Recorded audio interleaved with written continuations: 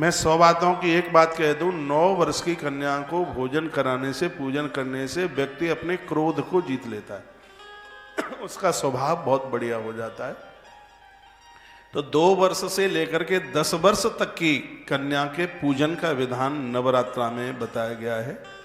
यदि इस विधि से आप नवरात्रा पूजन कर लेते हैं तो माता रानी बहुत कुछ दे देती है। बहुत कुछ क्या देती है? दे देती है, किसी चीज़ की कमी ही नहीं रहने देती। तो क्रूर स्वभाव जिनका है, 9 साल की बेटी जिसका नाम है दुर्गा, दुर्गाच पूजित भक्तिया परलोक सुखाय। दुर्गा का मतलब होता है जो हमारी दुर्गति का नाश कर दे, उसे दुर्गा कहते हैं।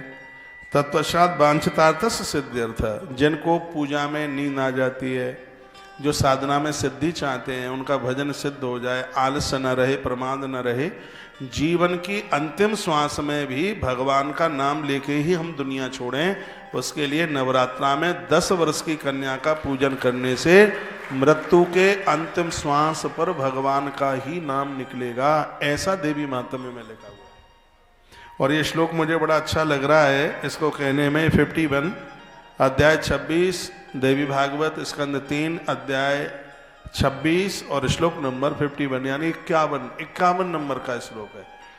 जो नवरात्रा में 10 वर्ष की कन्या का पूजन करेंगे, उसको भोजन कराएंगे, तो सबसे आनंद की बात यह है कि मृत्यु के समय पर उनकी जिह्वा से भगवान का नाम निकलेगा, उनकी दुर्गति नहीं होगी, वो भगवान के धाम जाएंगे। ये महिमा कन्या पूजन की है। माँ को प्रसन्न करने के लिए बहुत बातें बताई हैं, लेकिन नवरात्रा पूरी नहीं होती जब तक कन्या को पूजन नहीं किया जाए। कन्या जीवन ही अधूरा है, कन्यादान न किया जाए तो। बहुतों को कन्या ना हो तो क्या करें? भगवान को प्रार्थना करें कि बेटे को कन्या आ जावे और दादा दादी उसका कन्यादान कर लें। कन्यादान एक दान, ऐसा कन्यादान ही तो है जिसमें अभिमान नहीं होता। धरती का दान दो तो अहंकार है, रोटियों का अन्न का दान दो तो अहंकार है। एक ऐसा कन्यादान है जिसमें पिता जीवन भर अपने समधी के सामने छोटा बन करके रहता है, रो रो करके देता है, उसकी आंख के आंसू बंद नहीं होते। इसलिए कन्यादान से बड़ा कोई दान नहीं है। तो मैं कल से आपको नवरात्रा विधि का वर्णन कर रहा हूं और बहुत बातें मैंने आपको सुनाई हैं। उन्हीं बातों में मैं एक बार फिर आपको यह निवेदन करना चाहूँगा कि आप अपने जीवन में बहुत तरक्की चाहते हो तो बेटियों को खूब लाड करो, खूब स्नेह करो, खूब दुलार करो बेटियों के लिए। और आपने बेटी का विवाह कर दिया है तो ऐसा तो नहीं है कि आपने संकल्प ले लिया कि बेटियों को याद ही नहीं करेंगे। बेटी भले ही ससुराल पहुंच गई है, उसके जन्म की तिथियां मनाओ, उनकी शादी की तिथि मनाओ। बेटी जब बेटियां इस धरती पर आनंदोत मग्न होंगी तो ये धरती कभी बांझ नहीं होगी, नदियां नहीं सूखेंगी। इसी ग्रंथ में लिखा है जब नारी का अपमान होगा तो फल में रस नहीं रहेगा, नारी का अपमान होगा तो धरती में पानी नहीं रहेगा, नदियों में जल नहीं रहेगा। जब नारी का अपमान होगा तो धरती बांझ रह जाएगी और लोग ऐसे ही कीड़े मकोड़ों की तरह मरने लगेंगे। इसलिए नारी का आदर हो, सम्मान हो। ये धर्म की रीढ़ की हड्डी है। यह है तो सब कुछ है, ये नहीं है तो कुछ भी नहीं है। यदि तुम्हें आकाश दिखाई दे रहा है, धरती दिख रही है, अभी अग्नि दिखाई दे रही है, यदि वृक्षों में फल और फलों में रस दिखाई दे रहा है तो इसका मतलब है कि नारी के पास अभी पतिव्रता धर्म है। जिस समय नारी का धर्म चला जाएगा तो सब कुछ समाप्त हो जाएगा, कुछ बचेगा ही नहीं। मातृशक्ति की इतनी बड़ी भूमिका है इस धरती को संभालने के लिए। पता नहीं आपको पता है कि नहीं, धरती को कौन टेके? सर्प के सिर पर धरती रखी है, सांप के मस्तिष्क पर। जब आप महादेव की पूजा करते हैं तो इससे सर्प राज को ताकत मिलती है। उससे महादेव की पूजा, धरती का देवता है महादेव, और महादेव का गढ़ है सांप जो धरती के वजन को रखे है। इसलिए सांप को मारना ठीक नहीं होता है, सर्प को मारना ठीक नहीं होता। आप महादेव की जो पूजा करते हैं, कुंडली निर्दोष हो जाती है यदि पिंडी के ऊपर सांप देवता है और फिर आपने पूजन किया है। लोगों का समय बदल जाता है, अच्छा समय आ जाता है, बढ़िया समय आ जाता है। जो समय में जो रुकावटें हैं, ये मैं इस समय लिंग पुराण से बोल रहा हूँ, तो जो समय में जो एक व्यवधान सा आ रहा है वो रुकावटें समाप्त हो जाती हैं। शंकर जी की पिंडी के ऊपर जो सर्प है और इसकी पूजा करने से, बहुत लोग पूजा के समय में सांप को निकाल के दूर रख देते हैं, ये बिल्कुल ठीक नहीं है। पूजा के समय अभिषेक में तो जल की धारा उसके ऊपर से गिरे। भगवान शिव का बड़ा प्रमुख गढ़ है जिसने धरती को अपने सिर के ऊपर रखा है। और ये धरती कहाँ रुकी है? माता गैया मैया के सिर के ऊपर, उसके सींगों के ऊपर धरती है। और एक तीसरी बात और मैं आपको कह रहा हूं, पूज्य मातृशक्ति ने इस धरती को अपने सतीत्व के ऊपर टेक रखा है। नारी का सतीत्व खत्म हो जाएगा तो ये धरती फट जाएगी, दुनिया खत्म हो जाएगी, कुछ भी नहीं बचेगा। तो नवरात्रा के इस पूजा के विधान में नारी के आदर और सम्मान की बात कही गई है। का जो लोग अपने संपूर्ण मनोरथ की सिद्धि चाहते हैं वो नवरात्रा का व्रत करें। और छोटे से, इसमें तो वर्णन है कि 5 साल से लेकर के और जब तक जिंदे हैं तब तक व्रत करने की महिमा। ब्रज की गोपियां 5 वर्ष की हैं, व्रत करती हैं, कात्यायनी माँ को पूजती हैं। कात्यायनी महामाये महायोगिन्धीश्वरी नंद गोप सुतम देवी पतिमे कुरते नमः। मैं एक बार फिर कहूँगा, माँ भगवती जगदम्बा को पूजने से अच्छा घर वर प्राप्त होता है, पुत्र और पति की आयु बढ़ती है, धन बढ़ता है, किसी भी चीज की कोई कहीं कमी ही नहीं रहती। ये माता भवानी, ये जगदम्बा की बहुत बड़ी महिमा है। तो उन्हीं के बारे में कहा गया, श्री रस्पस्त मंत्रेण पूजित भक्ति तत्परा। आपसे कुछ भी ना आता हो, नवाहन मंत्र याद कर लो। माँ के चरणों में प्रणाम करें तो एक तो मुद्रा याद कर लो और एक मंत्र याद कर लो। अपने अपने गुरुजनों से इस मंत्र को सुन लेना। मंत्र है ओम ऐम ह्रीम क्लीम चामुंडाई विचे। बहुत लोग इसको एंग एंग बोलते हैं जो बिल्कुल अशुद्ध है। इसको बोला जाएगा ओम ऐम ह्रीम क्लीम चामुंडाई। बहुत लोग इसको चामुंडाई बोल देते हैं, नहीं, 2 मात्राएं, चामुंडाई बिच्चे। यह है नवाहन मंत्र। इस मंत्र का प्रभाव है, इसको जपने वाले की सिद्धियां हो जाती हैं, उसे ये मंत्र सिद्ध हो जाता है। कुछ भी नहीं आता है तो इस मंत्र के द्वारा एक मुद्रा याद कर लीजिएगा। सूर्य भगवान को प्रणाम करते हैं तो ऐसे प्रणाम करते हैं, यूं, इसको कहते हैं सूर्य मुद्रा। इसमें भगवान सूर्य के दर्शन किए जाते हैं। नाम आते हैं 12 उनके, तो नाम बोलिए, ओम भास्कराय नमः, दिवाकराय नमः, आदित्याय नमः, महातेजाय नमः, शबिताय नमः, हिरण्यगर्भाय नमः। ये सूर्य भगवान के नाम है। ये इसको कहते हैं सूर्यांजलि। इसमें सूर्य भगवान का दर्शन किया जाता है। और जब मुद्राओं के द्वारा हम देवताओं को प्रणाम करते हैं तो एक बार प्रणाम करने से 1000 बार प्रणाम करने का फल प्राप्त हो जाता है। उसी प्रकार से जब हम माँ दुर्गा को प्रणाम करते हैं तो दुर्गा को प्रणाम करने के लिए ये मुद्रा, इसको योनि मुद्रा कहते हैं। इस तरीके से माँ को प्रणाम किया जाता है, यूँ ऐसे माँ को प्रणाम बंदन किया जाता है। आचमन करते हैं तो इसको तीर्थ मुद्रा है। ये तर्जनी उंगली अंगूठे के नीचे लगा करके हमेशा जल ऐसे आचमन किया जाता है। 3 बार आचमन किया जाता है। क्या बोला जाता है? केशवाय नमः, माधवाय नमः, नारायणाय नमः। केशवाय नमः का मतलब है प्रभु मैं आपकी कृपा से, मैं मुर्दा नहीं हूँ, हम जीवित हैं, आपने ही हमें प्राण दिया है, केशवाय नमः। 3 बार आचमन किया जाता है, चरणोदक लिया जाता है। बताते हैं जो देवी देवताओं का चरणोदक लेते हैं उनकी कभी अकाल मौत नहीं होती। मंदिर में आप जाते हैं, पुजारी चरणोदक दे कभी मना मत कीजिए उसके लिए। तो हम केशवाय नमः। फिर है माधवाय नमः। माधव कहते हैं ज्ञान का भंडार। संस्कृत का बड़ा अद्भुत शब्द है माधव, और माधव का मतलब है जो ज्ञान से भरा हुआ है, ज्ञान का जो भंडार है। आप आचमन करते समय माधवाय नमः बोलोगे तो दुनिया भर का ज्ञान आपके पास में होगा। बुद्धि को बुद्धि नहीं बनेगी। मेरी बात मान लो, फायदे में रहोगे। मैं तो यहाँ तक कहता हूँ, स्नान करके आप बाथरूम से बाहर आते हो तो सबसे पहला काम करो, गंगा जल रखो अपने मंदिर में, सबसे पहले ये 3 आचमन करो। पहला आचमन आप केशवाय नमः बोल करके, भगवान आपकी कृपा से ही हम जिंदे हैं। केशवाय, कार निकाल दो तो सब माने मुर्दा। ईश्वर है तो ही हम जीवित हैं, ईश्वर को निकाल दो तो मुर्दा है, कुछ भी नहीं है। भगवान आपने जीवन दिया है, आपकी कृपा से रात अच्छी निकली है। जब हम केशवाय नमः बोलते हैं तो कहते हैं भगवान आपकी कृपा से आज का भोर मैंने फिर देख लिया। नहीं तो पता क्या, रात को लोग सोए, रात में साइलेंट अटैक पड़ गया, सुबह खड़े ही नहीं हो पाए। तो हम भगवान का धन्यवाद करते हैं, उन्हें थैंक यू बोलते हैं, कहते हैं प्रभु केशवाय नमः, आप ही तो मेरे प्राणों के रक्षक हैं, आपकी कृपा से आज का दिन मैंने फिर देख लिया है। हे भगवान आपके चरण का चरणोदक मैं ले रहा हूँ। उसके बाद कहते हैं माधवाय नमः। माधव का अर्थ होता है ज्ञान का भंडार, जो ज्ञान से भरा हुआ है। अपने बच्चों का नाम माधव रखिए। जो कुल खानदान की कभी बात बिगड़ने ना दे उसे राघव कहते हैं। और जिसकी बुद्धि बहुत अच्छा काम करती है, जो ज्ञान का भंडार है, उसे माधव कहते हैं।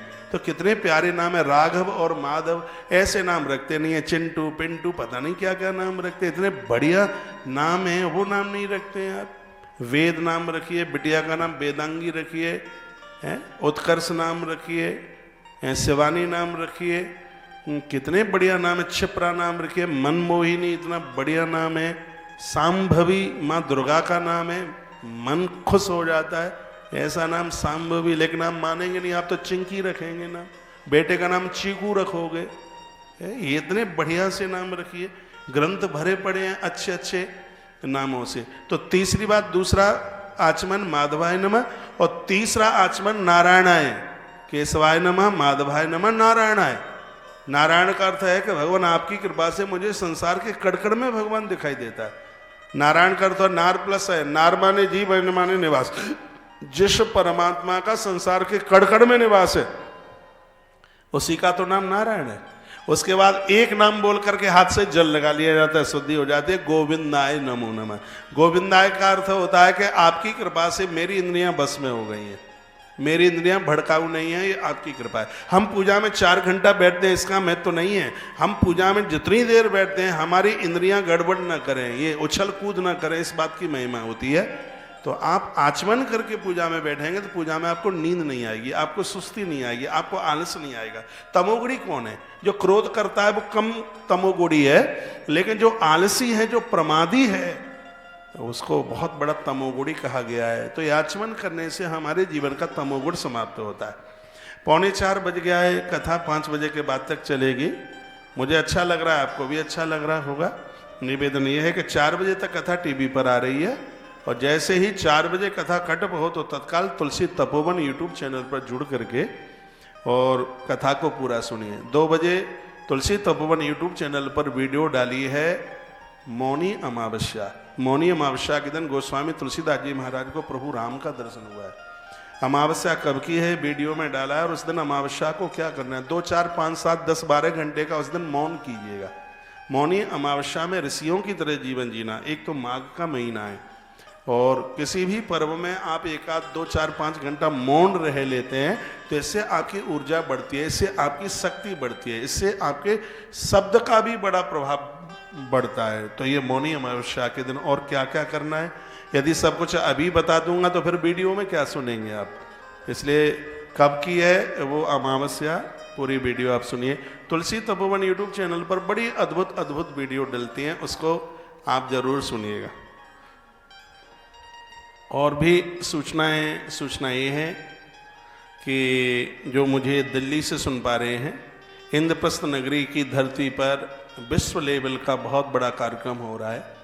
मैं तो अभी तक यही कहता रहा कि 2 लाख स्क्वायर फीट एरिया में पंडाल बन रहा है, लेकिन आज मुझे पता लगा 3 लाख स्क्वायर फीट एरिया में 500 फुट ऐसे, 600 फुट ऐसे, इतने बड़े कार्यक्रम गौ उत्सव तुलसी तपोवन गौशाला के निमित्त इंद्रप्रस्थ नगरी दिल्ली की धरती पर यह कार्यक्रम होने के लिए जा रहा है।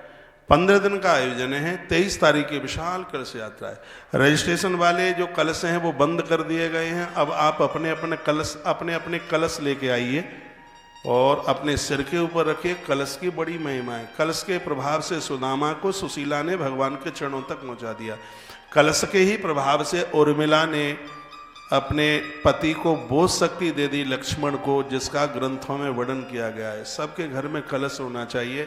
कलश की बहुत बड़ी महिमा है। कलश परिवार का प्राण समझ लीजिएगा। कलश में संपूर्ण नदियां वास करती हैं, सगरे देवता वास करते हैं। जब भी आपके नगर में कहीं कोई कलश यात्रा होती है और आपको जानकारी मिल जाती है तो अपने सिर पर कलश रखिए। और खाली कलश रखना बड़ा अशुभ है। बिना नारियल के भी कलश रखना अशुभ है। उसमें जल भरें, उसमें एक हल्दी की गांठ, साजी गांठ डालें, एक उसमें सिक्का डालें, 5 पल्लव लगाएं और कलश के ऊपर ऐसे खड़ा नारियल रखा जाता है। उस कलश का मुंह इतना छोटा हो कि जिसमें नारियल अंदर ना चला जाए, उसमें बैठ जाए और फिर उसको आप अपने सिर पर, कलश गोद में नहीं, कलश सिर के ऊपर रखा जाता है। आजकल फैशन चली है कि माताएं गोद में कलश, शरीर इतने मोटे हो रहे हैं 100-100 किलो के, और पानी नहीं चलता 1.25 किलो भी। इतना काय को मोटे हो रहे हो तुम्हें? थोड़ा अपने शरीर का ध्यान रखिए। ये बीमारी हो जाओगे तो कैसे फिर क्या करोगे? तो दिल्ली की धरती पर इतना बड़ा आयोजन होने के लिए जा रहा है। दिल्ली प्रदेश के लोग मुझे सुन पा रहे हैं, 23 तारीख को ठीक 11:15 बजे कलश यात्रा शुरू होगी। 3-4 घंटे में वो यात्रा पूरी होगी। कई हजारों की संख्या में कलश यात्रा का यह कार्यक्रम है। भगवान की सुंदर झांकियों का दर्शन होगा। तो ये करतान नगर चौथा पुस्ता, जहाँ लगभग मैंने 14 वर्ष कथा करी है, 14 ग्रंथ, 14 कथाएं, अंदाजा एक यही सटीक होना चाहिए। बिल्कुल यमुना मैया के गोद में ये आयोजन होने के लिए जा रहा है। पूरा 15-16 दिन महारुद्राभिषेक होगा। बहुत बड़ा 8-9 मंजिल का, 9 मंजिल का यज्ञ मंडप, यज्ञशाला बनने को जा रही है। और आनंद की बात यह है कि 12 ज्योतिर्लिंगों की स्थापना हो रही है। एक ही जगह पर 12 ज्योतिर्लिंगों का दर्शन होगा। पूरा कैलाश मानसरोवर बनाया जा रहा है। आप भी आ सकें तो, आपके यहाँ से बहुत ट्रेनें जाती हैं, दिल्ली से हवाई जहाज, इंदौर से हवाई जहाज भी जाता है। आप आइए, 1 दिन के लिए आइए, 2 दिन के लिए आइए। आनंद की बात यह है कि पूरा कार्यक्रम गौशाला के लिए हो रहा है। ये आज पूरे देश को पता है कि मैंने गौ माता के लिए गैया मैया की कृपा से ही अन्न छोड़ रखा है। मैं राजेंद्र जायसवाल जी के यहाँ रुका हूँ, उन्हें पूछ लेना कि मैं क्या खा रहा हूँ। सिर्फ दूध लेकर के, और ये कथा बहुत आनंद के साथ हो रही है। कलयुग में प्राण अन्न में बसते हैं, और कलयुग में रोटियां छूट जाएं ये साधारण बात नहीं है, लेकिन शक्ति गौ माता दे रही है। गैया मैया कोई विशेष, बैठाइए माता जी को, गैया मैया विशेष काम करवाना चाहती है। आप मुझे क्यों नहीं देख रहे हैं? डुकरिया मैया को ही देखते रहेंगे, मुझे भी देखिए। हम इतने बेकार हैं, देखने के लायक नहीं है। माता जी बैठ जाओ, सब तुम्हें ही है देख रहे। तो आज मैं 2 दिन के लिए देवास में भी आया हूं, तो यहां भी अनाउंस हो रहा है, गैया मैया के लिए, गौ माता के लिए आप जरूर सहयोगी बनिएगा।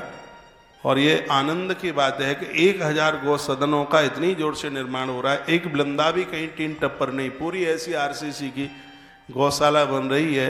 एक गौ सदन में 100 गायों की व्यवस्था की जा रही है। आगे गौशाला का निर्माण हो रहा है, पीछे गैयां बढ़ती हुई जा रही है।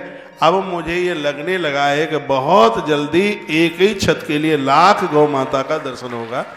आज भी दुनिया की पहली गौशाला बन चुकी है जिसमें देसी नस्ल की 19 प्रकार की नस्ल की गैया मिलती है। यहाँ गायों के लिए बड़ा आनंद है। लंपी जैसी बीमारी में अकेले राजस्थान में 10 लाख गाय खत्म हो गई। वृंदावन में दुनिया भर की गैया मर गई। मैं चामुंडा माँ के चरणों में बैठा हूँ। तुलसी तपोवन गौशाला में लंपी की बीमारी में एक भी गाय की मृत्यु नहीं हुई, क्योंकि यहाँ गायों की इतनी देखभाल होती है।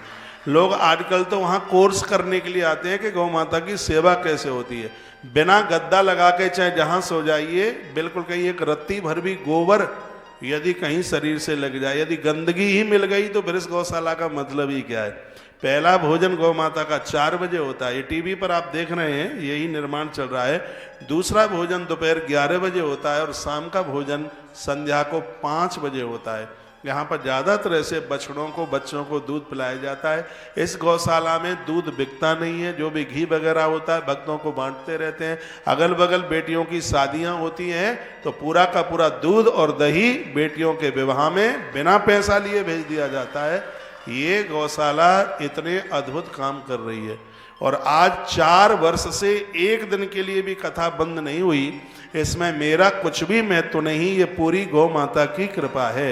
रात भर सफर करता हूँ और दिन भर कथा कहता हूँ, कोई थकान नहीं। आज भी पूरी रात भर चलूंगा, पूरी रात भर सफर और दिन भर कथा।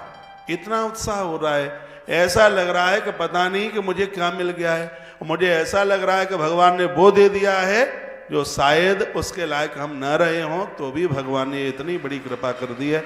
अपने इस कार्य के लिए चुनाव किया है। मैं पूरे देश के लोगों को कहना चाहूँगा, विशेष रूप से देवास के भक्त लोग इस पंडाल में आप बैठे हैं। अभी एक छोटा सा कीर्तन कराऊंगा 4 बजे। जिनको पता नहीं है, आज जो पहली बार आए हैं उनको मैं कह दूं, ये 2 दिन का कार्यक्रम भी गौ माता के लिए ही समर्पित हो रहा है। एक बार उन भक्तों के लिए तालियां बजाइए जो गौ अक्षयवती सेवा के मेंबर बने। ये सेवा ऐसी है कि इस सेवा के द्वारा एक सवा सेर भूसा गौ माता के पेट में रोज पहुंचता है, 365 दिन पहुंचता है। यहाँ से गौ अक्षयवृत्ति कार्ड बना करके देते हैं। आश्रम की सबसे अद्भुत ये व्यवस्था है, संकल्प लेकर के सब संकल्प कराए जाते हैं। पर डे 365 दिन, एक भी दिन बकाया नहीं जाता। जिस दिन आपकी तरफ से गौ अक्षयवृत्ति वालों की तरफ से एक सवा सेर भूसा गौ माता के पेट में ना जाए, ये पर डे की सेवा है। ये हमारे और आपके न रहने के बाद भी यह पुण्य हमारे खाते में पहुंचता ही रहेगा। इसका मेंबर मैं भी बनाऊं। एक बार मेरा जन्मदिन पड़ गया इंदौर परदेसीपुरा में, 26 मार्च, वहाँ सब भक्तों ने बड़े हर्षोल्लास के साथ हमारा जन्मदिन मनाया। उस समय हम बहुत ज़्यादा काम मंडला की गौशाला के लिए कर रहे थे, तो उसके लिए भी मैं भगवत कृपा से, मेरे पास तो कहाँ से आता है, आप लोग मत्था टेक के जो कुछ दे देते हैं बस वही होता है। मेरे कोई इनकम तो है नहीं, मेरी तो कोई आमदनी तो है नहीं। जो आप सहयोग करते हैं सही है, इसके 1 रुपए के ऊपर भी मेरा अधिकार नहीं है और ना मैं इसको अपना मानता। इसलिए मैं साधारण जीवन जीता हूँ, बिल्कुल साधारण तरीके से, अपने स्वयं का कोई खर्चा नहीं है। तो मुझे आज भी ध्यान है कि इंदौर के उस यज्ञ में मैं भी गौ माता के गौ अक्षयवृत्ति मेंबर अपने जन्मदिन वाले दिन में बना। और इस गौशाला के ऊपर जितना मेरा अधिकार है उतना ही आपका अधिकार है। इसका मैं भी मेंबर बनाऊँ 21,000 रुपये का। ये मेरी बड़ी फेवरेट सेवा है।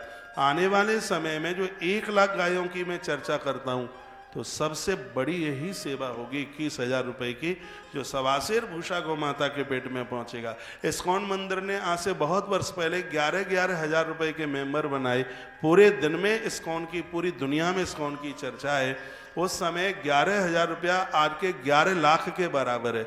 हम तो सिर्फ 21,000 रुपया आपसे लेकर एक बार फिर बता देंगे कि गौ माता का अपने आप में कोई महत्व है, गाय कुछ है। और कार्यों के ऊपर दुनिया काम कर रही है। कल हम सब बैठे हुए थे तो एक चर्चा की जा रही थी गौ माता के लिए। आज पूरे दुनिया में तुलसी तपोवन गौशाला की सेवा छाई हुई है। महात्मा लोग वहाँ आते हैं, आते ही नहीं 2-2 घंटे बैठ करके जाते हैं, इतना सुकून वहाँ मिलता है। 26 मार्च पर ब्रज 84 कोस यात्रा पूरी हो रही है, 19 मार्च से आरंभ। एक बार आप आके देखिए तो सही। आपने दुनिया में बहुत गौशालाएं देखी होंगी, एक बार आप आकर के देखिए तो आप सही ये गौशाला कैसी बनी है। मुकेश बाबा, आपकी बिटिया साल या 2 साल पहले इस गौशाला में गई तो बोलते हैं महाराज जी जिस समय आपकी कथा में अनाउंस होता है तो ये लगता है कि महाराज जी की कथा में ये कब तक, कितने सालों तक अनाउंस होगा। उसकी आंख में आंसू आ गए। कहा हमें पता ही नहीं था, हम तो कभी कल्पना भी नहीं कर सकते कि गौशालाएं इतनी सुंदर भी होती हैं।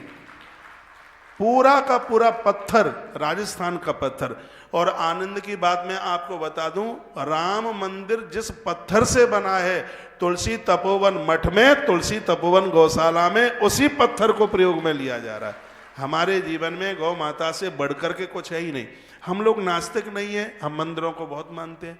मेरा भाग्य है 22 तारीख को प्रभु श्री राम जी के प्राण प्रतिष्ठा महोत्सव में मेरा भी निमंत्रण था। मुझे भी इस कार्यक्रम का साक्षी बनने का मौका मिला। कलकत्ता में मेरी कथा थी, वहाँ से मैं आ गया। इतना आनंद आया, हजारों महात्मा मिले, सब लोगों ने पीठ थपथपाई, मेरी आंख में आंसू आ गए और कहा बेटा जितना काम तुम बढ़िया कर रहे हो, बहुत अद्भुत काम। मुझे मेरे गुरुजी के दर्शन हुए, उनके चरण छूने का सौभाग्य प्राप्त हुआ। तो आनंद की बात नहीं। हम जैसा एक छोटा जीव, छोटा सा आदमी, आज दुनिया गौ माता की वजह से इतना आदर दे रही है, इतना सम्मान दे रही है। भैया हमारे पास तो जो भी कुछ है गौ माता की कृपा है। पूरे देश को हम कहना चाह रहे हैं, सिर्फ गौ माता का जयकारे से रक्षा नहीं होगी, गौ माता की सेवा करनी होगी। इस गौ माता के सेवा कार्य में आप सभी जुड़िए। 250 बीघा जमीन में गौशाला का निर्माण चल रहा है। अभी भी हम 750 बीघा पीछे हैं। 1 लाख गायों के लिए हमें 1000 बीघा जमीन चाहिए। वृंदावन का बीघा काफ़ी बड़ा है, लेकिन ज़मीन भी बहुत महंगी है। जहाँ पर गौशाला बनाई है वहाँ के रेट 1 करोड़ रुपया बीघा से ज़्यादा है। लेकिन ये कोरोना काल में मैं कहता रहा, आने वाले समय में सरिया 10-20 रुपया किलो बढ़ेगा, लेकिन ज़मीन कहाँ पहुँच जाएगी ये कहा नहीं जा सकता। जो ज़मीन हमने 24-25 लाख रुपया बीघे में खरीदी, अभी लास्ट में वही ज़मीन हमने 90-95 लाख रुपया बीघा में खरीदी है। इतना महंगा हो रहा है। और अब तो अयोध्या के बाद मथुरा की बारी है, वृंदावन तो बहुत महंगा होने वाला है। रहने को जगह नहीं मिलेगी। हमारा दिमाग 50 वर्ष आगे जाता है, वृंदावन जैसी जगह पर 10,000 रुपया पर डे पर भी कमरा नहीं मिलेगा, लेकिन तुलसी तपोवन मठ में 1,000 कमरा बन रहा है भक्तों के लिए, जो कि ब्रज क्षेत्र का सबसे बड़ा आश्रम बन रहा है। 1,000 कमरा मायना रखता है, सब 5 स्टार बन रहा है, होटल नहीं है आप भक्तों के लिए। हम पूरी दुनिया में कथा कह रहे हैं, हमारे घर 2 मेहमान आते हैं तो उनकी कैसे व्यवस्था करते हैं। तो भैया आप हमारे रिश्तेदार हैं, ठाकुर जी के आप रिश्तेदार हैं, आप आएंगे तो आपके लिए जगह तो होना जरूरी है ना। तो उसके लिए इतनी ये बड़ी व्यवस्थाएं की जा रही हैं। आप इन कार्य में देखिए, ये गौशाला का गौवत्स सदन देख रहे हैं आप टीवी पर, ये लगता है कि गौशाला है। ये 3 मंजिल की गौशाला बन रही है, नीचे गैया, बीच में गैया, फिर उसके ऊपर गैया, 3 मंजिलों में गाय रहेंगी। इतनी जोर से 1 महीने में 125 टन सरिया लगता है। 1 महीने में 3 गाड़ी 40-40, 42-42 टन की 3 गाड़ियां लगती हैं। अब जहां जिस गौशाला में 1 महीने में 125 टन सरिया लगता है, 2300 टन से ज्यादा सरिया लग गया। अब आप देखिए कि उस गौशाला का कितना बड़ा विस्तार हो रहा है। और ये बातें बनावटी नहीं है, ये कैमरा तो आपको गौशाला का एक कोना भी नहीं दिखा पा रहा है, उसका इतना विस्तार हो रहा है। और इसमें आप सब लोग जुड़े हैं तब हो रहा है। देवास की धरती पर मुझे सुनने वाले लोग बाहर से भी मुझे सुन पा रहे हैं, दिल खोल करके इस गौशाला के भव्य निर्माण में सहयोग करें, बटुआ कर दें खाली, ये द्वारा से फिर जल्दी भर जाएगा। तो पानी बाड़े नाव में, घर में बाड़े दाम, दोनों हाथ लीचना, यही सज्जन का काम। मुझे आप रसीद लेके, आप बिना रसीद के यहाँ जो भी कुछ आप रख करके दे के चले जाते हैं, उसको 1,00,000% गौ माता के काम में ही लगना है। उसके लिए दूसरी जगह ही नहीं है खर्च करने के लिए, तो गौ माता के लिए सब कुछ समर्पित हो रहा है।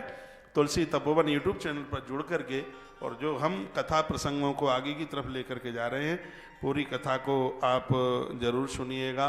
और फिर मैं निवेदन करूंगा कि कल से कथा रायसेन जिले में, जगह का नाम है, क्या नाम है भाई? बरेली। बरेली कल से कथा है। कथा के टाइमिंग से दोपहर से ही है, 1 बजे से। वहाँ के आसपास के लोग मुझे सुन पा रहे हैं, जरूर वहाँ पर पहुँचिए। आज रात्रि को मैं भोपाल रुकूंगा, कल सुबह 9 बजे मेरा आगे वहाँ का प्रस्थान है, और वो 9 तारीख तक कथा चलेगी। वहाँ के लोग सुने। 10 तारीख को मैं मंडला में हूँ, नर्मदा महात्म्य 2 घंटे की कथा, वहाँ के आसपास के लोग भी मिलने को आ सकते हैं। और वहाँ से भी मैं 9:30 बजे निकलूँगा, 9:30 बजे तक जो भी लोग आ पाएंगे, मंडला गौशाला बनाइए ज़बरदस्त। वहाँ से आगे मैं बिलासपुर, बिलासपुर उसके बाद रायगढ़, और रायगढ़ से भुवनेश्वर, और भुवनेश्वर से सीधे जगन्नाथपुरी। एक भी दिन छुट्टी को छुट्टी पर भेज दिया गया है, पूरा दिन भर चलूँगा, रात भर चलूँगा। और 11 तारीख को जगन्नाथपुरी से फिर आपको कथा सुनाई जाएगी। जो लोग वहाँ आ सकें जरूर आइए। पोथी वहाँ पर बैठी रही हैं, उसमें भी आप सहभागी बन सकते हैं। आइए मैं माता रानी के 2 शब्द यहाँ से उच्चारण कर लूँ, और आप जो बाद में आए, जिन्हें पता नहीं है, ज़बरदस्ती कुछ भी नहीं है, जिनका मन करता है कि महाराज अच्छा काम कर रहा है, तो गौ माता के लिए हमारा भी सहयोग होना चाहिए।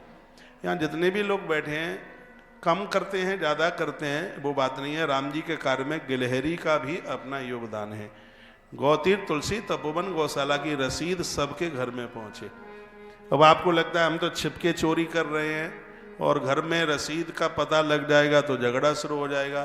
तो यदि ऐसी बात है तो रसीद मेरी व्यासपीठ पर चढ़ा जाना, ठीक है, ग्रंथ को चढ़ा जाना, यदि कोई बात है ऐसी तो। अब आप कहोगे कि हम छिप छिप करके कर रहे हैं तो अपराध तो नहीं लगेगा। अपराध नहीं लगेगा, बहुत बड़ी साहूकारी। शंकर जी कहते हैं, और एक कहूँ निज चोरी। शंकर जी भवानी को अपनी चोरी बताते हैं। तो ऐसी चोरी तो मैं भी करता रहता हूँ, बिना आश्रम के कहे हुए, और उसको किसी को सेव करना। मेरी बेटियों के प्रति बड़ी श्रद्धा है। मेरे मोबाइल पर मैसेज आते रहते हैं, और बिल्कुल दुबके छिपके, किसी को पता भी ना लगने दें, और सेव कर देते हैं। इसमें मैं अपनी बड़ाई नहीं कर रहा हूँ, ईश्वर ने यह जीवन इसी कार्य के लिए दिया है।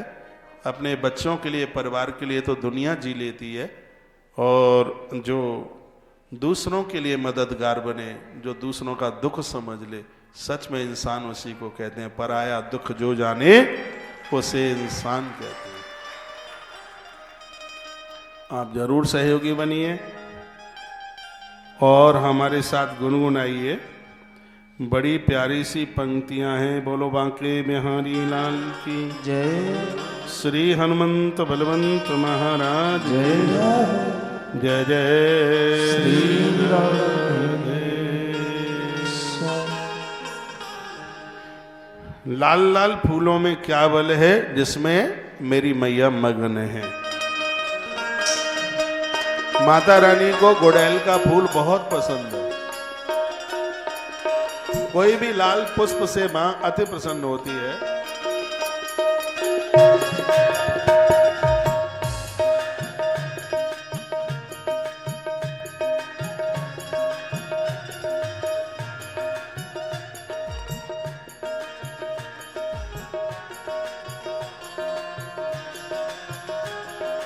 लाल लाल फूलों में क्या बल है जिसमें मैया मगन हो। लाल लाल फूलों में क्या बल है जिसमें मैया मगन है। लाल लाल फूलों में क्या बल है जिसमें मैया मगन मैया मगन मैया मगन है, मैया मगन है, मैया मगन है। लाल लाल फूलों में क्या बल है जिसमें मैया मगन है। लाल लाल फूलों में क्या बल है जिसमें मैया मगन है। जय हो।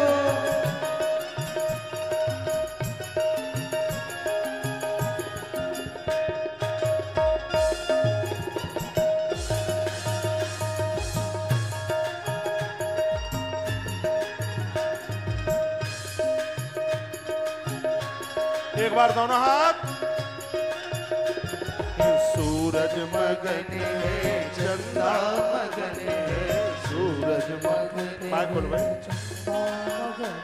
ओ सूरज मगन है चंदा मगन है, सूरज मगन है।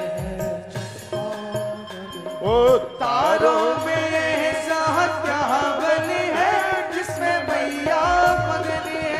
तारों में ऐसा क्या बल है जिसमें मैया मगन है। लाल लाल फूलों में क्या बल है जिसमें मैया मगन है। मैया मगन है, मैया मगन है, मैया मगन है, मैया मगन है। लाल लाल फूलों में क्या बल है जिसमें मैया मगन है। जय हो।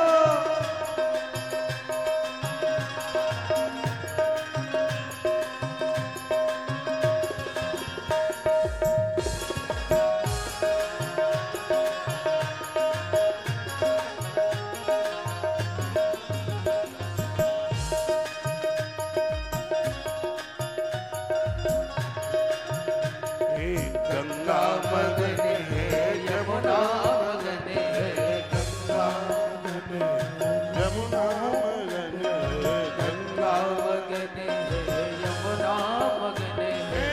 लहरों में ऐसा क्या बल है जिसमें मैया मगन है। लहरों में ऐसा क्या बल है जिसमें मैया मगन है। लाल लाल फूलों में क्या बल है जिसमें मैया मगन है। मैया मगन है, मैया मगन है, मैया मगन है। लाल लाल फूलों में क्या बल है जिसमें मैया मगन है। लाल लाल फूलों में क्या बल है जिसमें मैया मगन है। जय हो।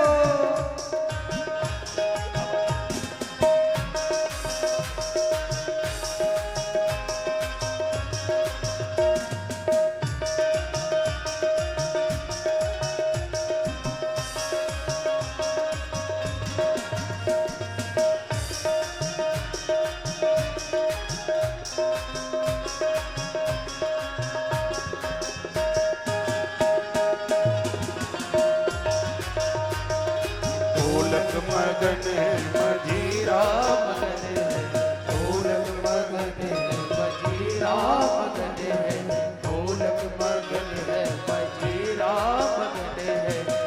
कीर्तन में ऐसा क्या बल है जिसमें मैया मगन है। कीर्तन में ऐसा क्या बल है मेरी मैया मगन है। मैया मगन है, मैया मगन है, मैया मगन है, मैया मगन है। लाल लाल फूलों में क्या बल है जिसमें मैया मगन है। लाल लाल फूलों में क्या बल है मेरी मैया मगन है। जय हो।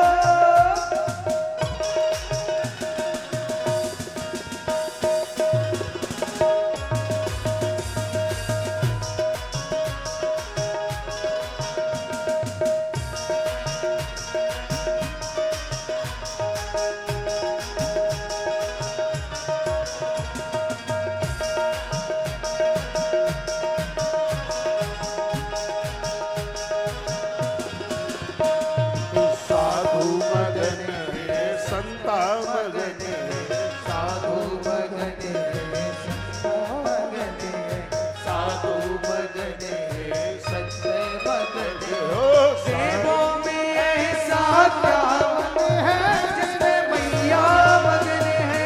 देवों में ऐसा क्या बल है जिसमें मैया मगन है। मैया मगन है, मैया मगन है, मैया मगन है, मैया मगन है। लाल लाल फूलों में क्या बल है जिसमें मैया मगन है। लाल लाल फूलों में क्या बल है मेरी मैया मगन है। जय हो।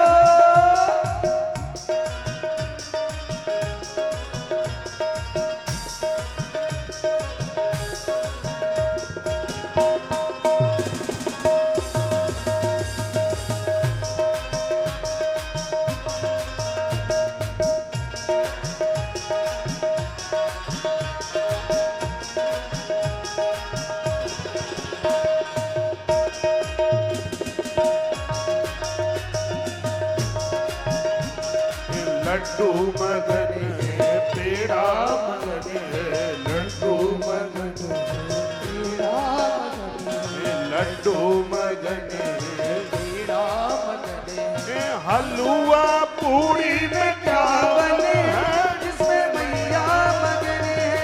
हलवा पूरी में क्या बल है जिसमें मैया मगन है। मैया मगन है, मैया मगन है, मैया मगन है, मैया मगन है। लाल लाल फूलों में क्या बल है जिसमें मैया मगन है। लाल लाल फूलों में क्या बल है मैया मगन है। प्रेम से बोलो प्रेम से बोलो प्रेम से बोलो जय माता दी जोर से बोलो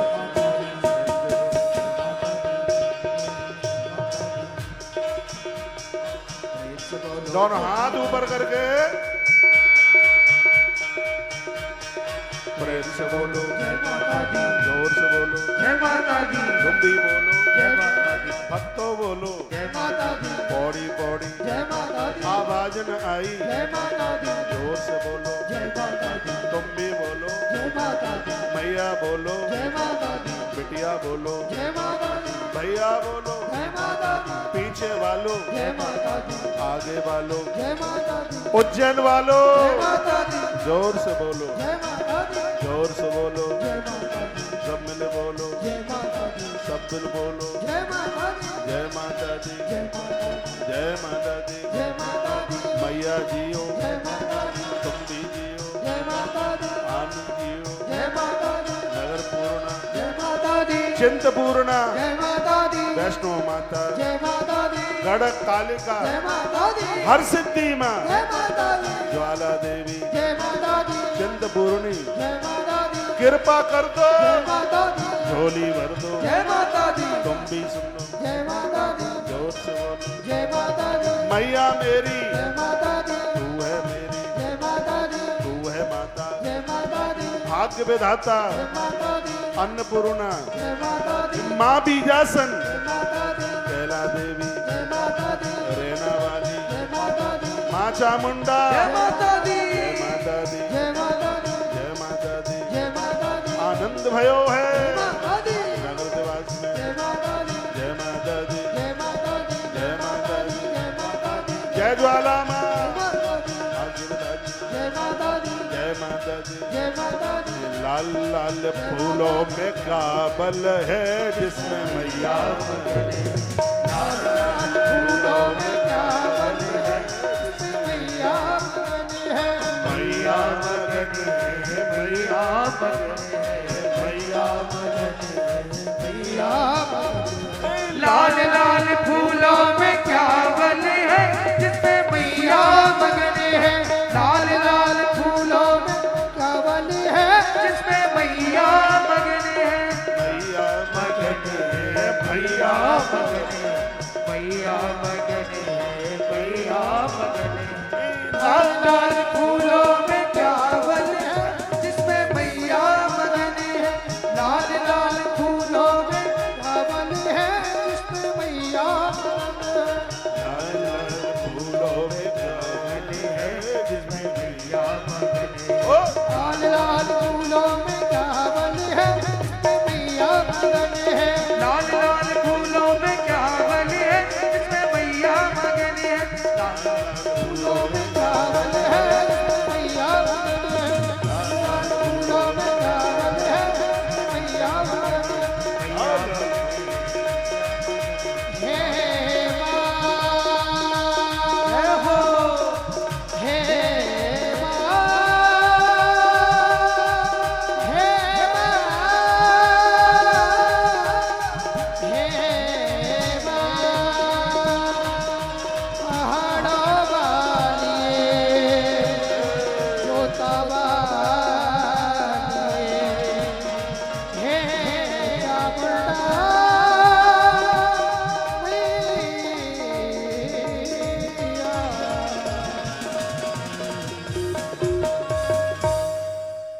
बोलिए चामुंडा मैया की जय हो जय जय श्री राधे नमः पार्वती पतये। हर हर महादेव। एक छोटी सी सूचना ये है कि जगन्नाथपुरी से लौट के वृंदावन में 19 फरवरी, 20 फरवरी, 21 फरवरी और 22 फरवरी 4 दिन की ताप्ती पुराण की कथा है। जैसे हमने नर्मदा पुराण आपको सुनाया है उसी प्रकार से माँ ताप्ती, बड़ी अद्भुत कथा, शायद आपने सुनी भी नहीं होगी। 4 दिन की इस कथा को श्री वृंदावन से आप जरूर सुनिएगा। ताप्ती पुराण, नदी का नाम है ना ताप्ती, बहुत बड़ी महिमा है उसकी, और हो सकता है कि आप पहली बार ही सुने तो सीधा वृंदावन से बेस ज़्यादा है, वॉल्यूम खोलिए। इस कथा को आप जरूर सुनिएगा। सीधा वृंदावन में 20 और 21 फरवरी को एकादशी का उद्यापन है। बड़ा अद्भुत आनंद आता है, और आनंद की बात यह है कि उस उद्यापन में ब्राह्मण ही जीवने के लिए आते हैं, रिक्शे वाले नहीं। और ऐसे ब्राह्मण जो खुद 11 का व्रत करते हैं, और उनको अभी मैं सूरत में था कुछ दिनों पहले, तो मुझे 2-4 माताएं मिली। उन्होंने कहा महाराज जी आपने काफ़ी पुराण सुना दिए हैं, ऐसे सुना दिए जिनका हमें नाम भी नहीं पता था, आप एक बार ताप्ती पुराण सुना देना। तो फिर मैं वहाँ सूरत में ताप्ती मैया बह रही है, बापूजी का आश्रम सूरत वाला है, वो बिल्कुल वहीं पर बसा हुआ है। मैं उस आश्रम में गया था तो बिल्कुल वहीं नीचे माँ बह रही है। तो मैया को मैं प्रणाम करके बोल के आया कि मैया अब मुझे तो पता नहीं है कि ताप्ती पुराण मिलेगा कहाँ, आपसे प्रार्थना है कि भक्तों की इच्छा है कि एक बार आपका पुराण हो जाए। तो मैया ने कृपा कर दी है कि 4 दिन आप ताप्ती पुराण की कथा सीधा वृंदावन से आप सुनेंगे। बहुत आनंद की कथा होगी, बहुत आनंद होगा। आइए अब मैं आगे बढ़ रहा हूँ।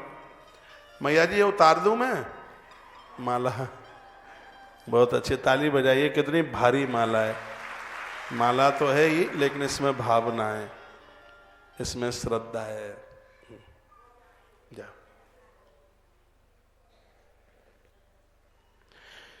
तो हम निवेदन कर रहे थे, श्रीरस्तुस्त मंत्रेण पूजयेद भक्ति तत्परः। जो नवाहन मंत्र के द्वारा माँ की पूजा करते हैं, माँ उन्हें सब कुछ दे देती है। श्री युक्त मंत्र था जो नवाहन मंत्र है, श्री युक्त धन धान्य से भरा हुआ है। ऋण नहीं रहेगा, कर्जा नहीं रहेगा। मेरे निवेदन पर यदि घर में पैसा टिकता नहीं है, दिक्कत परेशानी है, कर्जा बढ़ रहा है, तो आप मंगलवार से तिल के तेल की अखंड ज्योत 40 दिन के लिए आप जला दो। उसमें कलावे की बत्ती बनाना, उसमें लाल कलावा लेना, सूती वाला आता है वो लेना। यदि इसके ऊपर फूल पड़े तो समझ लेना कि आपकी ज्योत को माता रानी स्वीकार कर रही है। ज्योत के ऊपर फूल पड़ना, फूल जानते हैं आप? हाँ, ज्योत के ऊपर फूल पड़ना बहुत शुभ माना जाता है। हाँ, जो ऊपर जो फूल होता है, लेकिन इस फूल को ये मैं कालिका पुराण से बोल रहा हूँ, क्यों, मैं तो बिना प्रमाण के कोई बात नहीं करता। उसके ऊपर जब आप फूल उठाएं तो पहले एक ज्योत जला करके रख लें, अलग अलग से रख लीजिए जला के। और यदि उसको संभालते समय यदि ज्योत बुझ भी जाती है तो तुम्हारे बगल में जो ज्योत रखी है उससे वो अखंड ज्योत ही है, तो वो खंडित नहीं होगी। यदि बुझ जाती है तो ऐसा बहम मत मानिए, अरे ये तो बुझ गई है, नहीं, वो नहीं बुझी। आपने जला के रख दी है, उसको संभाल करके फिर आप उसमें उसी ज्योत से जला दीजिए। जल रही है तो ठीक है, यदि बुझ गई है तो उससे आप जला दीजिए। फूल उसको उतारिए, उस फूल को, ज्योत पर फूल पड़ता है तो उससे वो देव अति प्रसन्न है जिसके लिए आपने ज्योत जलाई है। कुछ ऐसी चीज़ें हैं जिनकी ज्योत की बड़ी महिमा है, जैसे घी की ज्योत है। ये घी हमारे घर के दुर्भाग्य को समाप्त कर देती है। ये घी की इतनी बड़ी महिमा है, घोर गरीबी का भी नाश कर देती है। और सबसे बड़ी बात है, घी की ज्योत जलाने से इष्ट का दर्शन हो जाता है, अपने भगवान का दर्शन होता है। भले ही वो किसी भी रूप में आवे, वो अपने भक्त को दर्शन दे के चला जाता है। ये घृत ज्योत की इतनी बड़ी महिमा है। तपस्या जो तिल के तेल की ज्योत है, ये घोर गरीबी का नाश करती है। तिल भगवान के पसीने से पैदा हुआ है, ऐसा बराह पुराण में लिखा है। तो इसकी जब ज्योत जलाई जाती, नारायण तो संपदा के प्रतीक हैं, तो ऐसा बताते हैं, जो मैं आपको निवेदन कर रहा हूँ, जो तिल है साक्षात नारायण के विग्रह से लक्ष्मी माता ही तिल के रूप में प्रकट हो गई है। वो तिल, ये तिल की ज्योत के द्वारा श्री बढ़ती है, धन बढ़ता है, संपदा बढ़ती है। ये बहुत ज़्यादा प्रभावी है। अमावस्या के दिन पीपल के नीचे जला के रख दो तो पुरखे, कोई अकाल मौत से कोई मर गया है, मृत्यु हो गई है, तो वो भी मुक्त हो जाता है। यदि घर में कोई बीमारियां फैली हैं, शनि की दशा बढ़ी है, शनि घाटा हो रहा है, नुकसान हो रहा है, तो सरसों के तेल की ज्योत पीपल के नीचे और शनिवार के दिन जलाई जाती है। स्कंद पुराण में बड़ी सुंदर कथा आती है कि लक्ष्मी कहते हैं दरिद्रता, गरीबी को, तो भगवान नारायण ने लक्ष्मी को वरदान में दिया है कि जो शनिवार के दिन पीपल की पूजा करेगा, पीपल के नीचे ज्योत जलाएगा, अपनी जितनी लंबाई है उतना बड़ा कोई सूत्र धागा पीपल के तने को बांधेगा, उसके घर में अलक्ष्मी यानी दरिद्रता नहीं रहेगी। ये भगवान नारायण ने वरदान में दिया है। उसकी से पुराण में लिखा है 7.5 अड़ैया दशा है शनि की, वो सब शांत हो जाएगी। महात्मा पिप्पलाद का ध्यान किया जाता है। यदि शनि की दशा के लिए आप ज्योत जला रहे हैं तो उनका ध्यान किया जाता है। ये आप जादू टोना ना समझ लेना, ये बड़ी सिद्ध चीज़ें हैं। इन सब चीज़ों से बहुत कुछ प्राप्त हो जाता है। ये जादू टोना नहीं है, ये जीवन जीने के लिए हमारे ग्रंथों में बड़ी अच्छी अच्छी बातों का अनुमोदन कराया गया है। ये कर सकते हैं। राहु केतु काल सर्प दोष कुंडली में, मेरी कुंडली में काल सर्प दोष है, मैं तो परेशान नहीं हूँ, शंकर जी का अभिषेक करता हूँ। यदि किसी की कुंडली में ऐसा कुछ है, राहु आता है तो धन नष्ट होता, और मैंने तो अब ये सीख लिया है, जिसके ऊपर भगवान मेहरबान है तो भगत पहलवान है। ये जितने भी ग्रह हैं वो सब अनुकूल हो जाते हैं, बस भगवान की कृपा चाहिए, परमात्मा की कृपा चाहिए। ना शनि परेशान करे, ना राहु केतु परेशान करे, बस भगवान को प्रसन्न कर लो किसी न किसी प्रकार से। किसी भगवान को दिल से मानो आप, जो भी जिसको भी आप मानते हैं। और ऐसा नहीं है कि एक भगवान को आप दिल से मानते हैं तो और रूठ जाते हैं, नहीं, बिल्कुल भी नहीं। कोई नारी अपने पति को दिल से मानती है तो क्या पड़ोसी रूठ जाएगा या पड़ोस की स्त्री रूठ जाएगी? नहीं, ऐसा कभी नहीं होगा। जिसको भी इष्ट के रूप में आप उसको स्वीकार करें। जीवन में 4 चीज़ों का होना जरूरी है। क्या क्या है जीवन में? ग्रंथ, मंत्र, संत और भगवंत। यदि ये 4 हैं तो अच्छी बात है, नहीं है तो स्वीकार कीजिए। जीवन में गुरु चाहिए। निगुड़ी की तो पूजा नहीं लगती, एक बड़ी सुंदर कथा आती है, 12 पुराण में कथा आती है। एक बार देवर्षि नारद जी नारायण के यहाँ पहुंचे क्षीर सागर में, तो लक्ष्मी मैया ने बड़ी अच्छी सी रसोई बनाई और नारद जी ने भोजन किया। भोजन करके वो जाने लगे तो भगवान नारायण ने लक्ष्मी को कहा कि जहाँ नारद जी ने बैठ के भोजन किया वो स्थान अपवित्र हो गया है, इसलिए गैया के गोबर से उस जगह की लिपाई करो। भगवान बोले तो नारद जी इतनी दूर तक निकल पाए थे, जे सामने जे दरवाजा दिखाई दे रहा है, तो नारद जी थोड़ा ज्यादा सुनते हैं, तो नारद जी तो लौट के आ गए। उनको तो अचम्मा हुआ। उन्होंने कहा भगवान मैं तुम्हारे आया, तुमने मेरी आरती उतारी, तुमने दिया बाती करी, मेरा इतना आदर किया, सम्मान किया, और मैं भोजन करके जाने लगा तो तुमने अपनी पत्नी को यह कहा है कि जगह अपवित्र हो गई है और गैया के गोबर से लीप करके शुद्ध होगी। यदि मुझसे जगह अपवित्र हो गई तो मेरी आरती क्यों उतारी गई? तो भगवान कहते हैं अतिथि की आरती उतारी जावे, ये तो गृहस्थ का धर्म है। तो हमने अपने धर्म को पूरा किया, आपकी आरती उतारी। अब आप ये कहते हैं क्या ये स्थान अपवित्र हो गया? तो भगवान ने कहा अपवित्र तो हो गया है, इसलिए तो लिपाई की बात कह रहा हूं। तो नारद जी ने कहा सो कैसे? भगवान कहते हैं कि तुम निगुड़ी हो, तुम्हारा कोई गुरु नहीं है, और जिसका कोई गुरु नहीं है उसके पांव जहां जिस जगह पर पड़ते हैं वो स्थान अपवित्र हो जाता है। तालियां तो आप बजाना ही मत बिल्कुल भी। तो फिर नारद जी ने कहा तो किसको हम अपना गुरु बना ले? तो कह दिया कि सुबह ही सुबह जो तुम्हें मिल जाए उसे ही अपना गुरु बना लेना। तो गंगा जी के किनारे सो गए थे रात में, लेकिन सुबह कौन मिलेगा? सो केवट मिल गया, नाप डालते हुए उसी के पांव पकड़ लिए। स्वयं विधाता ब्रह्मा ही केवट बनकर के वहां आए थे, देवर्षि नारद जी ने उन्हें अपना गुरु बना लिया। तो गुरु की तो बहुत बड़ी महिमा है, इसलिए जीवन में एक गुरु चाहिए, संत चाहिए, जीवन में एक मंत्र चाहिए। एक बात मैं आपको बोलूं, मनुष्य जीवन लेके आप रोज जप नहीं करते तो अपनी जिंदगी के साथ में आप एक बहुत बड़ा अपराध कर रहे हैं। गोस्वामी जी ने लिखा है कि जो फांसी लगा के या सल्फास खा के मर गया है वो कम आत्महत्यारा है। मनुष्य शरीर धारण करके जो भगवान का जप नहीं करता सबसे बड़ा आत्महत्यारा तो वो है। पैसा कमाइए, कौन मना करता है, लेकिन उस पैसे के लिए पूजा पाठ छूट जाए, जप छूट जाए, ये बिल्कुल भी ठीक नहीं है। जो रोज आप स्नान कराते हैं, भगवान को भोग लगाते हैं, घंटा घड़ियाल बजाते हैं, उससे भी ज्यादा जप का महत्व है।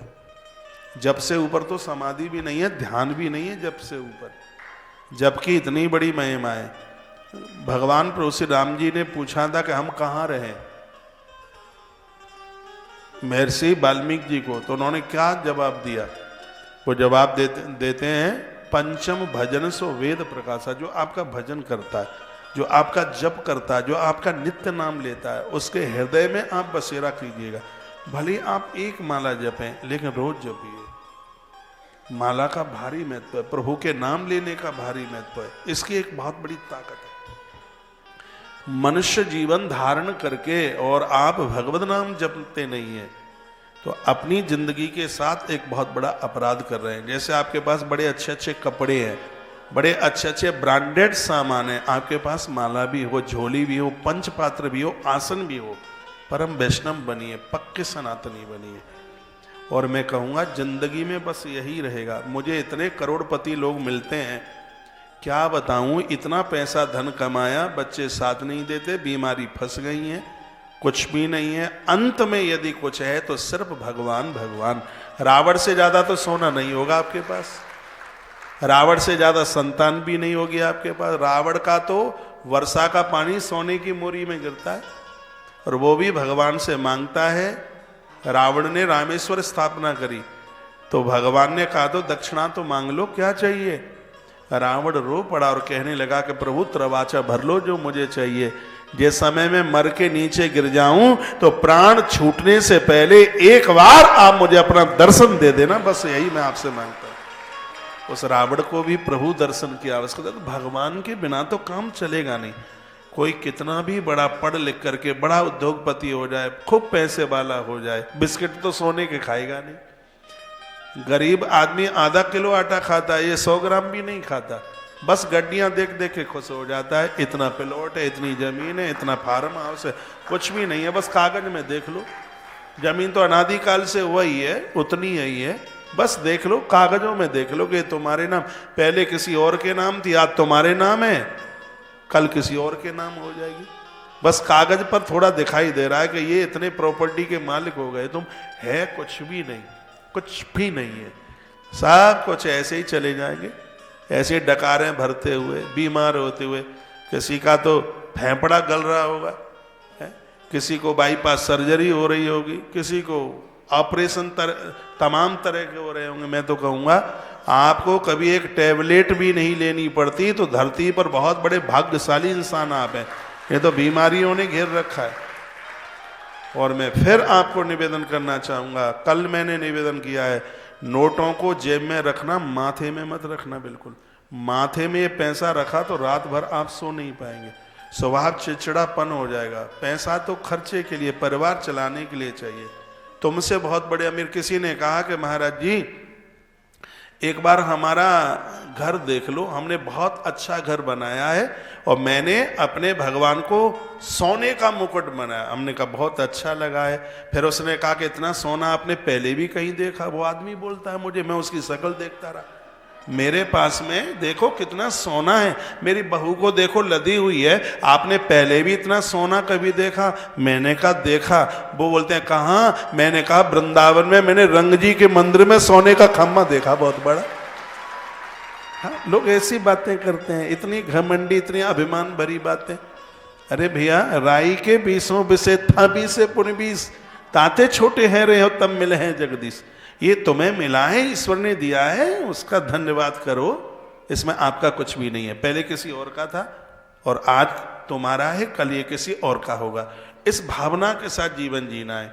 सूर्य भगवान का दर्शन करना बिल्कुल भूलना मत, नहीं तो ये दौलत बर्बाद कर देगी, बुद्धि बिगाड़ देगी। आपको पता है दिवाली पर गणेश की पूजा क्यों करते हैं? लक्ष्मी माँ के संग। अरे लक्ष्मी के संग नारायण पूजे, दोनों की जोड़ी है, लेकिन लक्ष्मी के साथ गणेश पूजे, ये कहाँ का मतलब? लक्ष्मी को नारायण के साथ पूजते हो तो लक्ष्मी मैया बाएं हाथ पर होती है, और लक्ष्मी को गणेश जी के संग पूजते हो तो ध्यान रखना कि लक्ष्मी मैया दाहिने हाथ पर होती है। एक नारी पति के संग चलती है तो बाईं तरफ चलती है, और वही नारी पुत्र के संग चलती है तो वो नारी दाहिनी तरफ चलती है।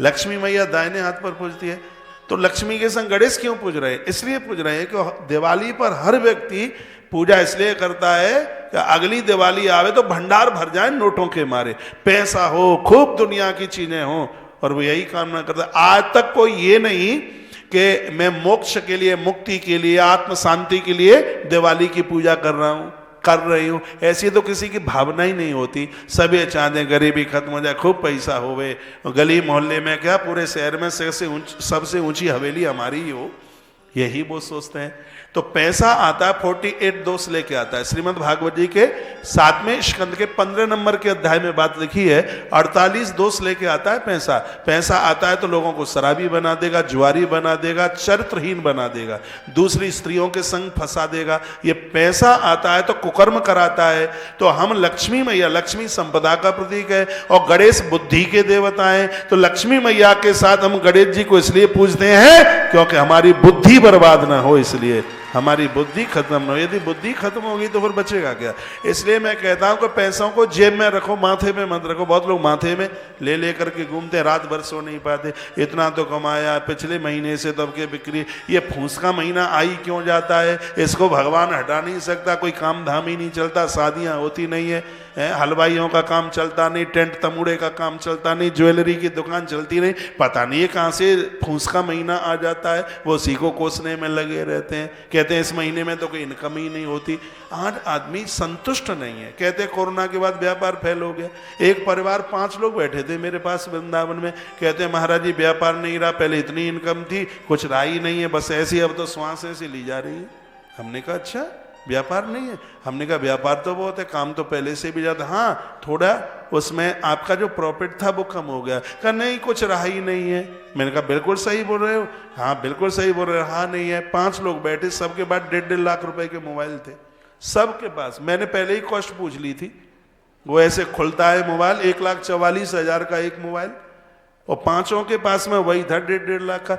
मैंने कहा तुम्हारे पास इनकम नहीं है तो तुम्हारे हाथ में 7.5 लाख रुपए के तो मोबाइल लगे हुए। यदि इनकम नहीं है तो बहू कहने लगी कि ससुर साहब को महाराज जी रोने की आदत ज्यादा हो गई है। थैले में पैसे आते हैं, लेकिन वो पहले जैसा नहीं रहा है, उनको तो वही आदत पड़ी है। मैं निवेदन करना चाहूंगा, गौ धन, गज धन, बाज धन और रत्न धन खान, जब आवे संतोष धन सब धन धूल समान। संतोष के समान कोई संपदा नहीं है। भगवान का रोज थैंक यू करो, रोज धन्यवाद करो, भगवान को कहो प्रभु आपने मुझे मेरी हैसियत से ज्यादा दिया है, आपने मुझे मेरी जरूरत से ज्यादा दिया है। भगवान का धन्यवाद नहीं करते, वो इतना दे रहा है उसका कभी धन्यवाद नहीं करते। घर से लड़ लड़ के जाएंगे, मैं इतनी बार कहता हूं, घर से आप जाते हैं अपने दफ्तर, ऑफिस, व्यापार में आप जाते हैं तो घर में मुस्कुराते हुए, भगवान को प्रणाम करते हुए, जो बच्चों को लाड दुलार करके घर से निकलता है उसकी बड़ी बरकत होती है। मैं आश्रम से निकलता हूं, गुरुकुल के छोटे छोटे बच्चों को प्रणाम करके, भाई वीडियो दिखाओ, बच्चों को कुछ दक्षिणा दे करके, बच्चों को लाड करके, स्नेह करके, उनको दुलार करके मैं निकलता हूं, इसलिए बड़ी बरकत होती है। आप सब लोग दौड़े दौड़े आते हैं, बच्चों को आप लाड करेंगे, बच्चों को आप दुलार करेंगे, आपकी बड़ी तरक्की होगी। आपकी तरक्की को कोई रोक नहीं सकता। लेकिन देखते हैं कि बच्चों को कनपटी सेक सेक के जाते हैं, बहुओं अपनी पत्नी को गालियां दे करके जाते हैं। मैं निवेदन आपको करूं, मंदिर में आप क्यों जाते हैं? स्वर्ग का विमान आवे? नहीं, मंदिर में आप इसलिए जाते हैं क्योंकि आपको धन मिले। आपका व्यापार आपको पैसा दे, आप मंदिर आपको पैसा दे रहा है तो व्यापार भी तो आपको पैसा ही दे रहा है। कभी अपने व्यापार की बुराई मत कीजिए, कभी ये शब्द कहना ही नहीं अब तो इसमें कुछ रहा ही नहीं, अब तो बर्बाद हो रहे हैं। तो व्यापार भी रोता होगा कि इस आदमी को मैंने सड़क से आकाश में लगा दिया, इतनी इसकी बरकत करी और तो भी ये मेरी बुराई करता है। अपने व्यापार की कभी बुराई मत करना। हम तो कभी कहते ही नहीं है कि हमारी कथाओं में अब डेवलपमेंट नहीं है, कि हमारी कथाओं में अब कुछ आता नहीं है, कभी आज तक नहीं बोले। लोग कहते हैं अब कथाओं में कुछ रहा ही नहीं है, अब तो क्या होगा, अब तो पता नहीं। हमने कहा ऊपर आकाश रहेगा, नीचे धरती रहेगी, तब तक भगवान की कथा चलेगी। और जो कथा कहेगा उसकी कथाओं के लिए कभी कोई कमी नहीं है। यह मनोरंजन करे वो बात अलग है। तो संतुष्ट होकर के जीवन जिएंगे, आनंद हो जाएगा, पक्का पक्का, और पक्के वाला पक्का। संतोषी बनिए, संतुष्ट जीवन। संतोषी का मतलब ये नहीं कि आप कुछ करें नहीं, संतोषी का मतलब जो मिला है उसके ऊपर संतुष्ट होइए। 100 रुपया मिले हैं, भगवान को धन्यवाद करो। मेहनत 40 रुपए की थी, 60 रुपया आपने एक्स्ट्रा दिया है, भगवान का थैंक यू, भगवान का धन्यवाद बोलिए। कुछ कमी आ गई है तो बोल दो भगवान मुझसे कोई कमी हो गई होगी, कुछ अच्छा हो गया है तो कहिए भगवान यही तो तेरी कृपा है कि तू अपने हजारों हाथों से कृपा बरसा रहा है। फिर आप देखो कितना आनंद आता है। ऐसा तो करते नहीं, बगल वाले को देख देख करके बहुत ज्यादा परेशान होते हैं। और जब दुकान पर, बगल वाले की दुकान पर भीड़ बढ़ती है तो ब्लड प्रेशर 170 पर पहुंच जाता है, परेशान होता है, गोली खानी पड़ती है। हाल ही पड़ोसी की दुकान पर भीड़ हुई कि इसका ब्लड प्रेशर ऊपर गया। अब मुझे कोई सज्जन बोल रहे थे मैं बड़ा परेशान हूं। मैंने कहा कैसे? कहा महाराज जी मेरे यहाँ ग्राहकी कम हो मुझे कोई दिक्कत नहीं है, लेकिन जब पड़ोसी के यहाँ ग्राहक बढ़ता है तो मेरा ब्लड प्रेशर ऊपर जाता है। मैंने कहा यही तो बस कमी है। भगवान को प्रार्थना करो कि पड़ोसी के यहाँ इतनी जोर से भीड़ होवे कि उसे न संभले तो लौट लौट करके फिर वो मेरे यहाँ आवे। आप ऐसे क्यों नहीं भगवान को प्रार्थना करते हैं? अपना नजरिया आप बदलते क्यों नहीं है? आप क्यों नहीं बदलते हैं? एक मुझे कपिल भैया, मुझे पता नहीं कौन से चैनल के भैया आए थे, अब मुझे उतना ध्यान नहीं है, कोरोना में। वो कहते हैं महाराज जी हम तो भगवान को प्रार्थना करते हैं कि आस्था संस्कार पर बहुत काम बढ़े। मैंने कहा पहला आदमी मैं देख रहा हूं जो इतनी प्रार्थना कर रहा है। मैंने कहा सो कैसे, ऐसा कैसे बोल रहे हैं? बोले कि इनका इतना काम बढ़ जाएगा कि लोगों की कथा नहीं ले पाएंगे तो वो लौट लौट करके हमारे पास में फिर आएंगे। नजरिया ही तो है, सोचने का व्यक्ति का नजरिया होना चाहिए। और हमें तो कोई वार्ता भी करता है उससे भी हम सीख लेते हैं, उससे सीख मिलती है उसे। तो लोग परेशान ऐसे हो रहे हैं और परेशान हो रहे हैं, उसकी तरक्की हो रही है। भैया उसकी तरक्की हो रही है तो क्यों हो रही है? उसने जो किया है हिम्मत बांध कर उस रास्ते पर तुम भी तो चलना सीखिए। मेहनत करने वालों की कभी हार नहीं होती। मैं प्रसंग में लौट करके आ रहा हूं, इस ग्रंथ में लिखा है कि भगवान की पूजा करने से पैसा आकाश से नहीं टपकता। नहीं तो फिर बच्चे कोटा में क्यों भेजे जाए पढ़ाने के लिए?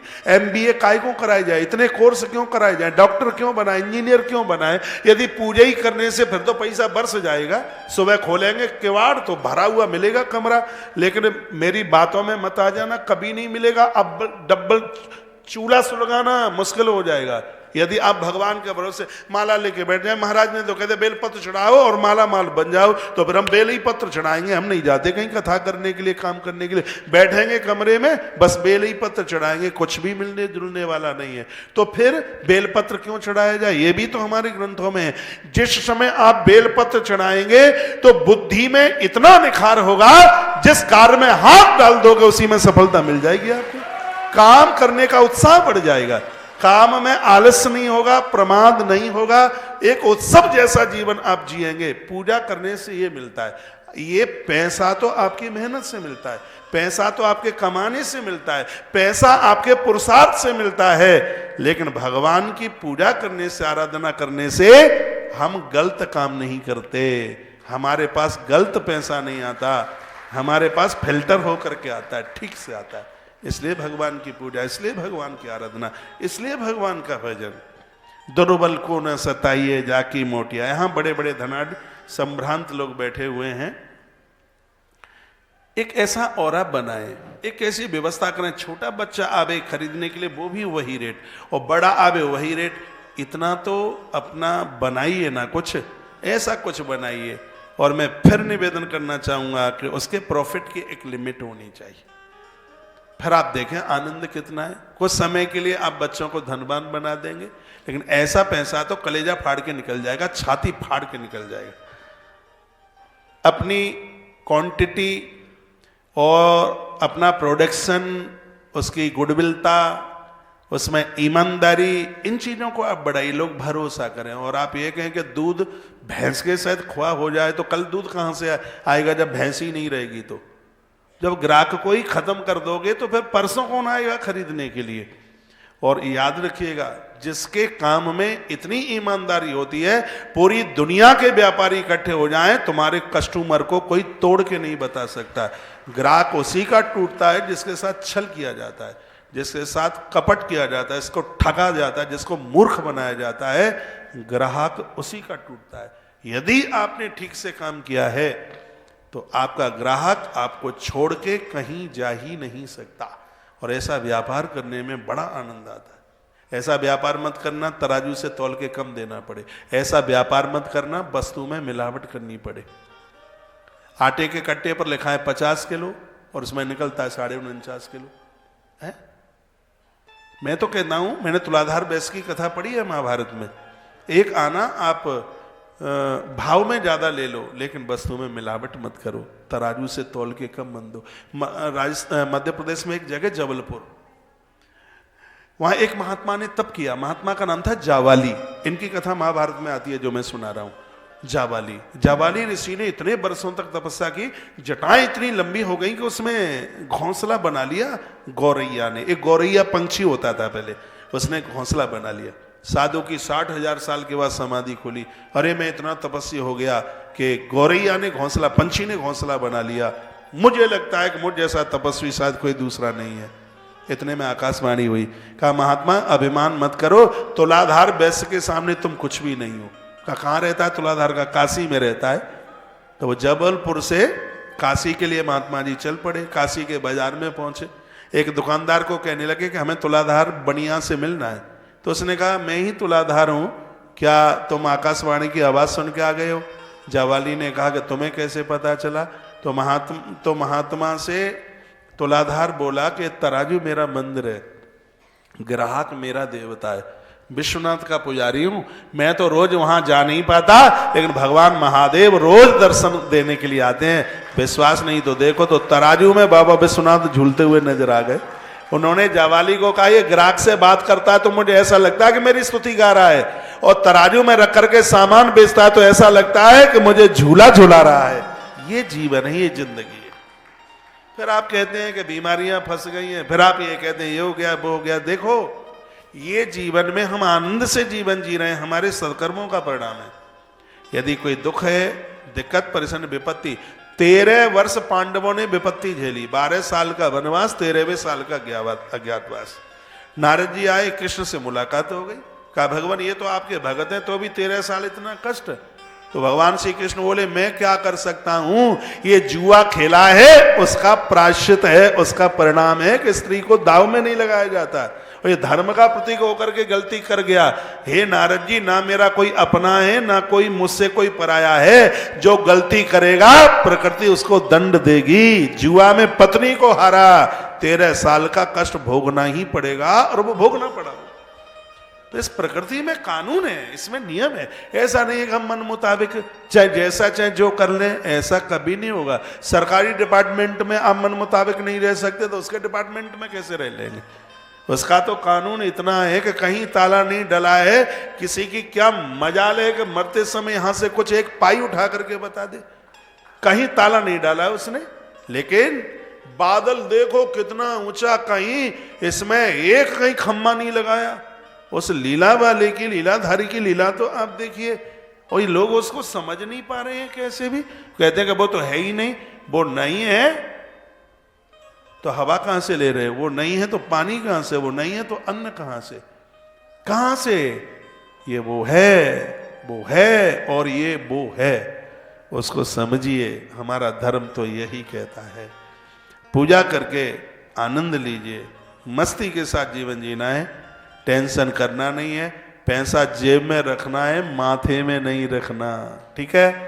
हाँ, खुशी की व्याख्या अभी मैं धर्म यात्रा में 3 दिन पहले कह रहा था।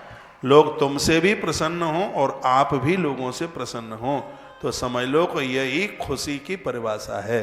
आप भी ऐसा जीवन जीना, लोग तुमसे प्रसन्न हो, हाँ, और आप भी सबसे प्रसन्न हो। ऐसा परिवार में करके देखिए, घर में ऐसा जीवन जीना, अपने स्वभाव को ऐसा ढालिएगा कि घर के लोग आपसे प्रसन्न हो। ऐसी क्या बात है कि लोग प्रसन्न नहीं है? कुछ न कुछ हम में कमी है, थोड़ा स्वभाव ज्यादा चिड़चिड़ा हो गया है। किसी ने मुझे कहा था कि महाराज जी क्या बताएं, हम तो गरीब रहते तो ही ठीक थे, अब अमीर हो गए हैं। पापा कहीं चले गए, मम्मी कहीं चली गई, भैया कहीं चला गया, परिवार कहीं चला गया। पहले तो एक थाली में भोजन भी कर लेते, आसपास बैठ भी लेते, कोई कहीं हो गया, कोई कहीं हो गया, तो ऐसा पैसा का काम का, हम तो पास ही पास नहीं बैठ पाते। ईश्वर से यही मांगिए। क्या मांगे भगवान से? भगवान से यह मांगे कि प्रभु बस ऐसी कृपा कर दो, हमारी संगत और हमारी पंगत बिखरे नहीं, ये कृपा कर दो बस। परिवार में आप 4 हैं, 40 हैं, 24 घंटे में एक बार सब पास पास बैठे, और पंगत सब लोग एक साथ बैठ करके भोजन कीजिए। सुबह नाश्ता नहीं कर पाते संग, कोई बात नहीं। दोपहर का भोजन नहीं कर पाते, कोई बात नहीं। आज देवास नगरी से संकल्प लेके जाना, रात की बयारू संग संग करनी है, साथ करनी है।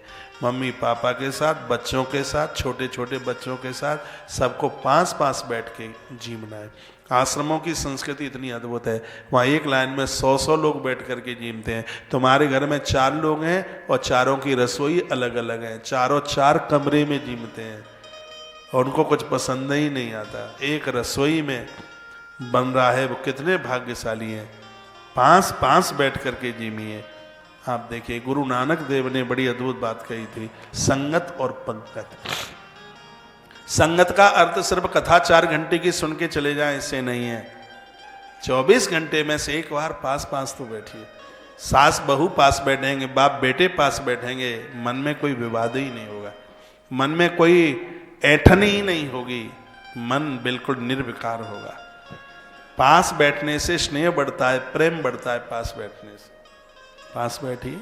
संगत पंगत, जिनके पति या जिनका बेटा रात को 12 बजे लौट के आता है, तो आप भोजन छोड़ दो ना, शाम का इंतजार करो, मत खाओ ना, बच्चों को दो, उसके ऊपर असर पड़ेगा। वो अपने यार दोस्तों को कहेगा नहीं, मेरी पत्नी मेरी माँ भूखे रहते हैं जब तक मैं नहीं जाता, भैया मैं बाहर का नहीं खाऊंगा, मुझे घर समय से जाना है। जो 12 बजे आता है वो 11 बजे आएगा, फिर 10 बजे आएगा, फिर 9 बजे आएगा, फिर 8 बजे से पहले वो अपने घर में प्रवेश करेगा। संध्या के समय में घर में बहुत अच्छा लगता है, सुबह के समय में बड़ा अच्छा लगता है, और दिन में तो ऐसा लगता है कि घर को कोई लूट ले गया है क्या, कोई होता ही नहीं है घर में, सब चले गए, बच्चे पढ़ने को चले गए हैं और पति काम धाम में चला गया है। लेकिन जब ये सुबह का समय और शाम का जो समय है, सब भरा हुआ सा लगता है, घर में किलकारियाँ होती हैं, घर में बहुत आनंद होता है।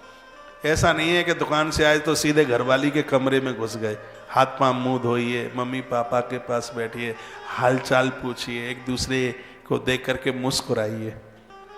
भले ही आपको कोई गम हो, लेकिन घर में जब प्रवेश कर रहे हैं तो हंसते हुए मुस्कुराते हुए प्रवेश कीजिए।